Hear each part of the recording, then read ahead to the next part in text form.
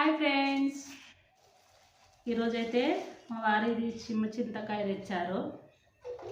చింతకాయ అంటారు, ఒక్కొక్క సైడ్ ఒక్కొక్క రకంగా పిలుస్తారు కదా. మీ సైడ్ ఏమంటారు అనేది కామెంట్ చేయండి, చూద్దాం.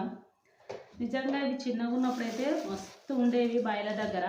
మేము చిన్నగా ఉన్నప్పుడైతే, ఇప్పుడైతే అసలు కనిపించట్లేదు, ఎక్కడో ఒక చోట్ల. కానీ అప్పుడు మస్తు తెంపుకొచ్చుకొని తినేటోళ్ళం కదా.